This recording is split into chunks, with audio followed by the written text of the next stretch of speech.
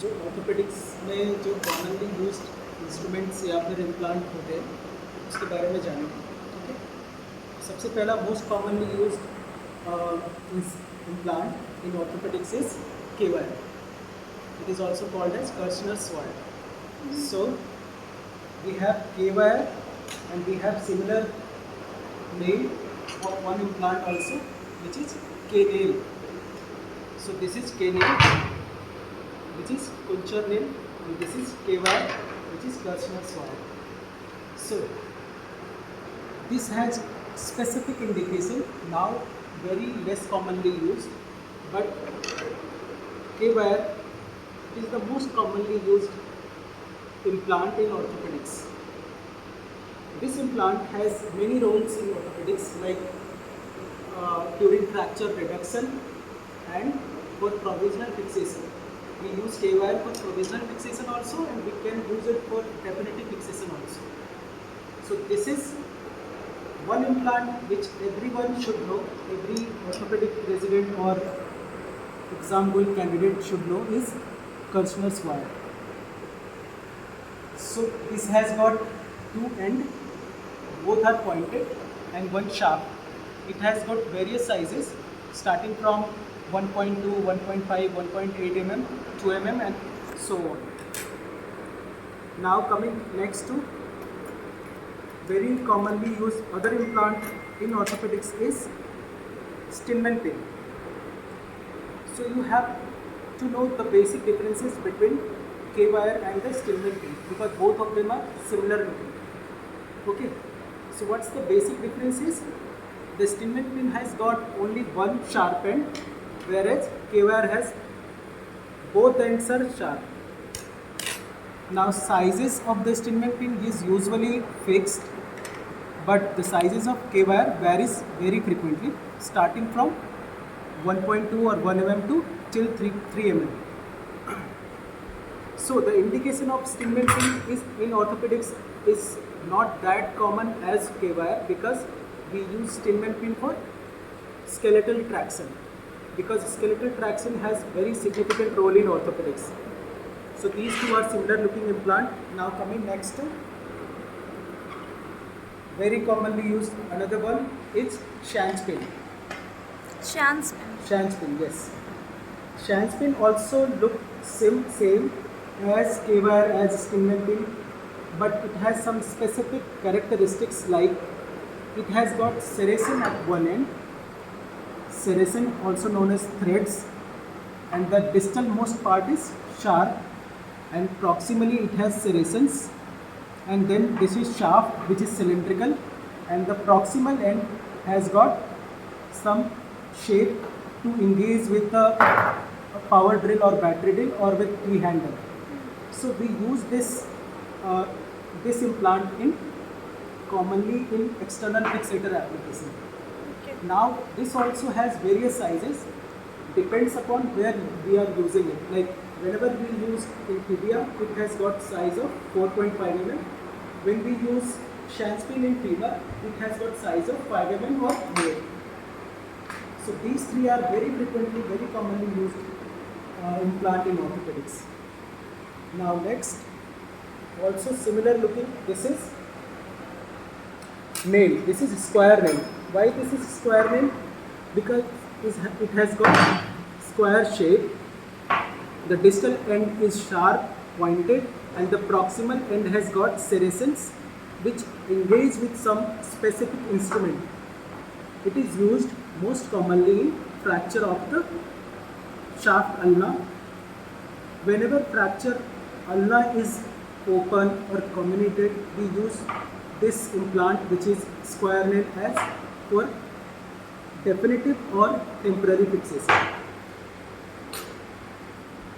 Now coming next to similar looking another implant, it is rush nail. It has also some specific characteristic. By looking to it only, one should identify this implant.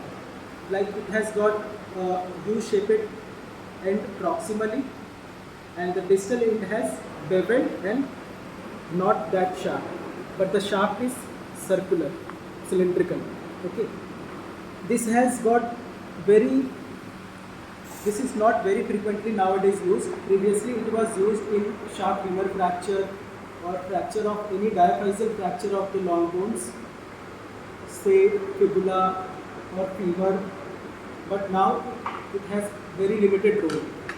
So this is rush nail, this is square nail used for ulnar fracture. Another square nail which is not here is used for radius, which has got beveled end distally.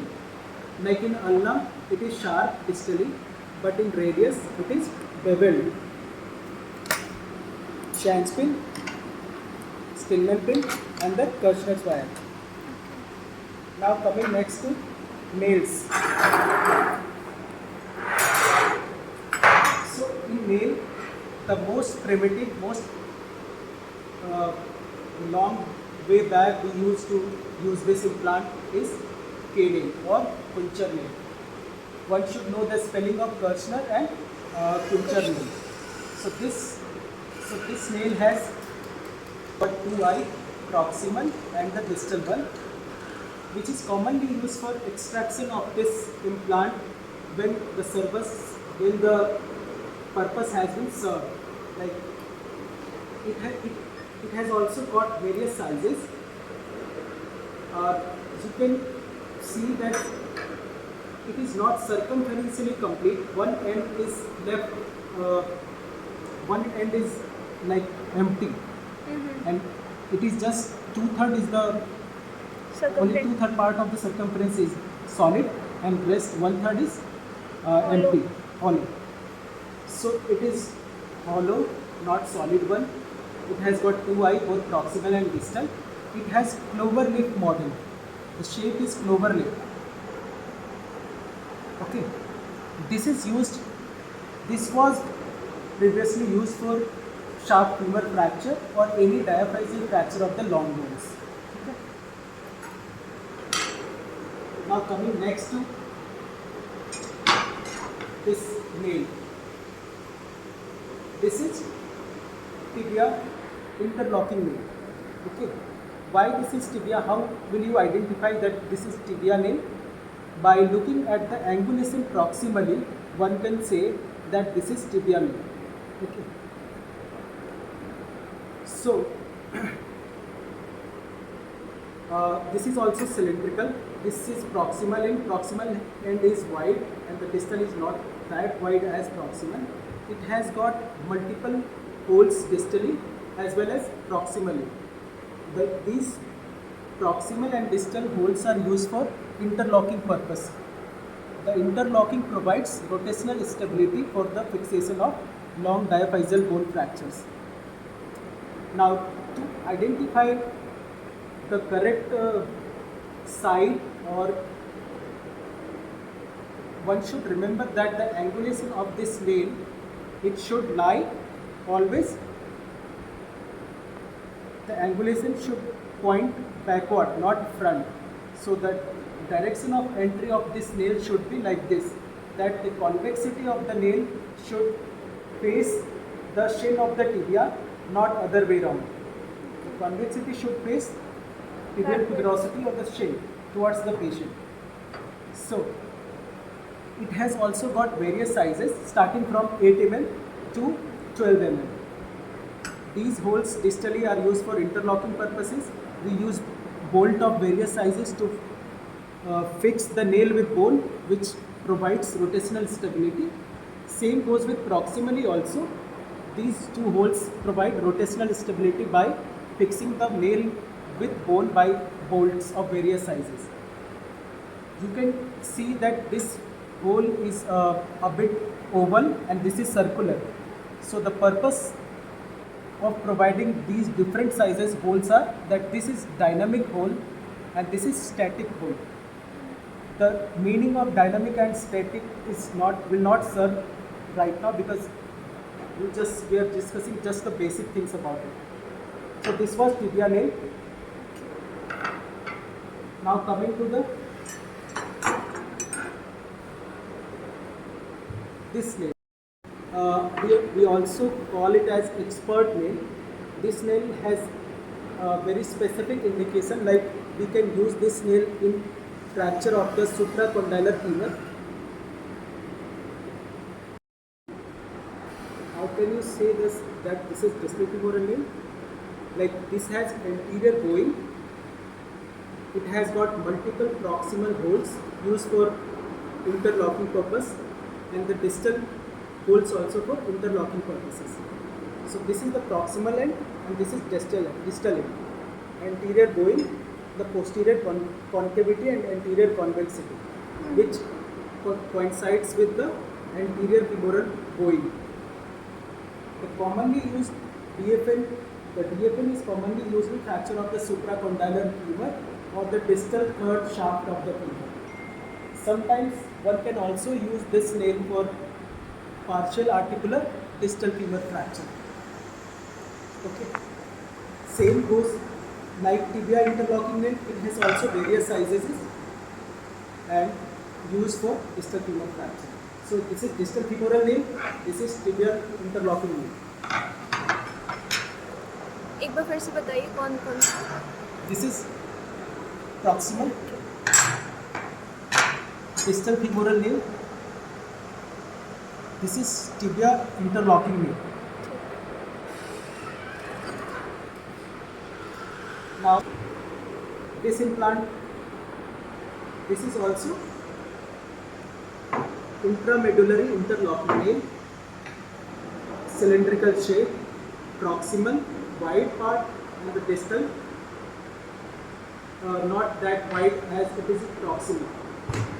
It has got distal locking holes for interlocking of nail with the bone with help of interlocking screw. It has also got two proximal holes. One is dynamic, another one is static, which is used for interlocking of the nail with the bone with help of interlocking bolts. So this is femoral intramedullary interlocking nail. You can appreciate that it has got anterior bowing and the posterior concavity. Okay. Femoral intramedullary interlocking nail, tibial intramedullary interlocking nail with the bowing faces towards patient or tibial tuberosity or towards the person who is holding it. Coming next to this is proximal femoral nail, also called as cephalomedullary nail. It has got very specific indication when to use. This nail, this proximal femoral nail, also called as cephalomedullary nail, is used for fracture intertrochanteric femur or fracture subtrochanteric femur. Okay. This has got also some peculiar characteristic, like the proximal part is a bit wide compared to the distal part. Okay.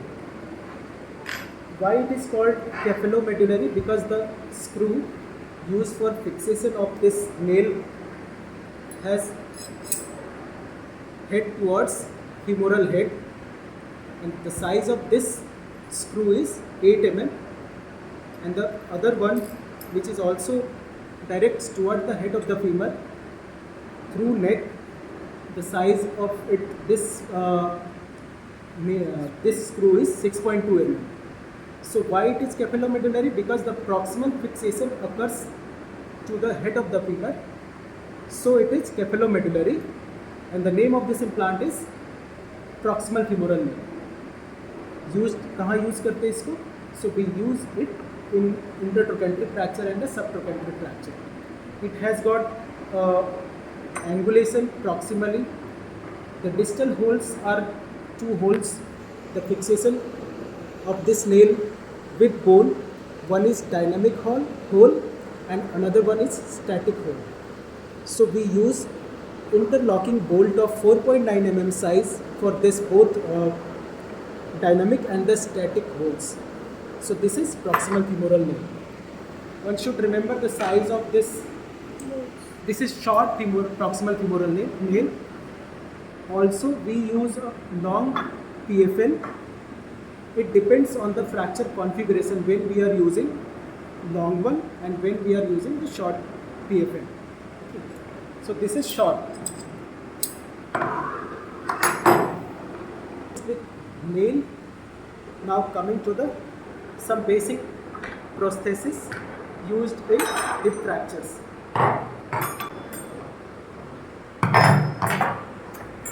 Okay. First, the most primitive one is this. This is Thompson hip prosthesis. Very primitive, unipolar Thompson hip prosthesis used for hemiarthroplastic purpose in fracture neck of the femur. Similar looking implant or prosthesis is this. This is Austin Moore prosthesis, AMP. Why this is Austin Moore? Why this is Thompson? The basic difference is it has got fenestrations proximally, and the Thompson do not have any fenestration proximally. Okay, why I'm saying this is unipolar? Because this part is fixed. This has got no movement at the head and the neck part. The only movement occurs at the acetabulum and the femoral head part. So this movement is only allowed. So this is unipolar. Whereas this is bipolar. Why this is bipolar? Because it has got movement at the acetabulum and the femoral head level, also at the neck and the head level. So one movement occurring at the acetabulum and the femoral head part, and another movement happening at the neck and the femoral head part. So because of this peculiar characteristic, this is called as bipolar. Now, more advanced form of hemiarthroplastic prosthesis is modular bipolar prosthesis. By calling it as modular, the only advantage it provides is we can use the different sizes of the neck. So this is bipolar hemiarthroplastic prosthesis. This is Austin Moore unipolar prosthesis. It has got fenestrations, and this is Thompson unipolar prosthesis. All these three are used in hemiarthroplasty of the hip, commonly for fracture neck of the femur in elderly. Plant used for proximal femur fracture is this dynamic hip screw.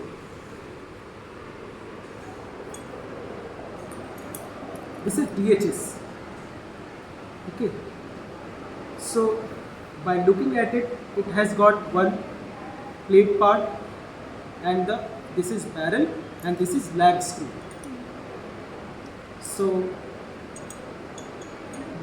we use this specific implant in fracture of the intertrochanteric femur. Sometimes this can also be used for fracture basicervical neck of the femur. Okay, in young adults where we are planning for going for osteosynthesis. So the characteristic about this implant is it has got screw holes in different planes. This has got this shaft or plate part, and this is barrel in which the lag screw goes and it collapses as per the patient weight bearing post surgery or while achieving compression at the fracture site. Now, this is Richardson screw. This is also used in DHS when we take compression with the lag screw. By tightening this Richardson screw, we achieve controlled collapse or the compression at the fracture site in fracture intertrochanteric femur. So this is dynamic hip screw. Now this is also similar looking implant, but the next is the neck shaft angle. In dynamic hip screw, the barrel and the stem shaft part, it has got specific angulation like 130 and 135 degree. The neck shaft angle is fixed. This is dynamic condylar screw, DCS. The specific characteristic about this plate is the neck shaft angle is 90 degree here. This is barrel part and this is stem. The angle is 90 degree. So this was used previously when PFN was not there. We used this implant when the lateral wall was deficient, when the lateral wall was not there in intertrochanteric fracture. But we use PFN more commonly nowadays in unstable intertrochanteric fracture or in fracture where lateral wall is deficient. So this is dynamic condylar screw DCS, this is dynamic hip screw DHS. Both are used in proximal femur fracture. Now coming back to some instruments. In instrument we have them same unless you know which implant is what. So this is chisel. Why this is chisel and not and this is osteotome? The basic difference is chisel has got one end beveled and one end blunt.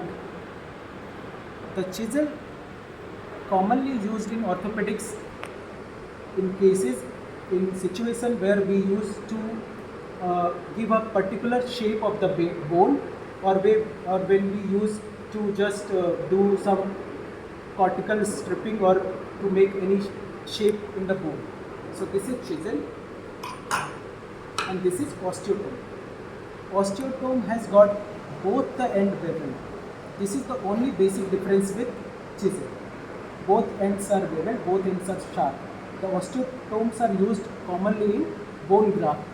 When we harvest bone graft, we use osteotome. When we do corticotomy in Ilizarov, in bone transport, we use osteotome.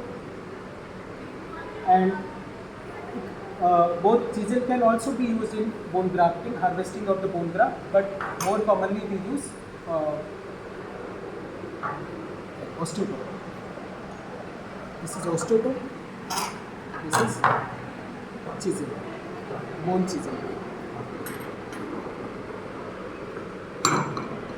Instrument, the most commonly used instrument, one of the most commonly used instrument, this is periosteum elevator, Farabov periosteum elevator. This one is to rest thumb, and by this curve we used to strip periosteum off the bone. So this is periosteum elevator, very commonly used. Now this is sharp awl. It is commonly used for making entry point in cases of intramedullary interlocking nail. So this is awl used commonly in long bone diaphyseal fracture like shaft, or also in intertrochanteric and subtrochanteric fracture where we use intramedullary locking nail or proximal femoral nail. Now coming to the plates. This is 1/3 tubular plate. 1/3 tubular plate. Why 1/3? Because the circumference is the 1/3 of the whole area, whole circumference is there. This has got very low profile, commonly used in the fracture of the distal ulna and the fracture of the fibula. Now this is half tubular plate. It is also similar looking to the 1/3 tubular plate. Can be called as, it's very confusing, can be called as 1/3 or half, but this is half tubular plate, this is 1/3 tubular plate, and this is reconstruction plate. So one should know the name of the plate. Now coming next to another plate is this combi hole locking compression plate. It has specific shape designed for some specific fractures of specific bone. Like in this case, when we cover this part, now we can say this is locking compression plate, LCP. Why it is locking compression plate? Because it has got locking hole as well as holes for compression. So it can be called as locking compression plate. Now the specific shape given proximally to this plate, we can say that this plate can be used for proximal femoral fracture, like this provides support to the trochanter, so we can call it as trochanteric support plate, TSP plate, trochanteric support plate. Now next plate, this is also locking compression plate because it has got locking as well as the compression holes, and this specific configuration of this plate makes or named it as, because of this specific configuration, this plate has got name of the distal tibia medial plate. It has got some broadening distally because it takes purchase or it fixes with the medial malleolus part of the distal tibia. So this is distal tibia medial plate, also called as locking compression plate or the anatomical distal tibial anatomical plate. This is locking compression plate, but because of this part we can say it as trochanter because it provides support to the trochanter. This plate is also mimics with the proximal humerus interlocking system, Philos, no? Proximal humerus interlocking system. So, but this is not Philos, this is TSP. Screws. So this screw has distally threads, then proximally there is no thread, only plain shaft, cylindrical shape, and the proximal head part. This is not solid one, this is cannulated. So this is cannulated cancellous screw, CCS. In short form we say cannulated because this is not solid. The commonly used, this screw is commonly used where? This screw is commonly used in fracture neck femur or fracture of the medial malleolus, fracture of proximal tibia or distal femur, or any intra-articular fracture, we can use this CCS cannulated cancellous screw. This screw is used with help of some guide wire. We direct this screw as per the direction of the guide wire. So this is used in any sort of intra-articular fractures. Another screw, this is locking screw. Why this is locking screw? Because it takes purchase in the locking hole of the locking compression plate. You can appreciate that there is serration over the head, threads overhead, which takes purchase in the locking holes of locking compression plate. It fixes plate with the bone. It do not take compression, it do not provide any compression of the implant with the bone. The only purpose locking screws serve as fixing the plate with the bone, not providing any compression between these two. Now coming to another screw, we have cortical and we have cancellous screw. The basic difference lies is the size of the threads or the pitch we say. So if the size of thread is more, it is used for cancellous areas of the bone. So this is cancellous screw and this is cortical screw. You can appreciate the size of the threads. In cancellous the size is more and in cortical the size is less. These both are solid screw. There is no cannulation. They are not hollow. These are solid. The only hollow screw we saw is cannulated cancellous screw. Okay. Actually basic difference, this is, now we discuss another plate. This is dynamic compression plate, also called as in short form DCP. Commonly used where? In fracture of the shaft of long bones like fracture shaft radius, fracture of the humerus. Now we use more commonly less contact or low contact dynamic compression plate rather than using dynamic compression plate alone. So this is DCP. It has got holes which we used as be used with cortical or cancellous screw. ठीक है?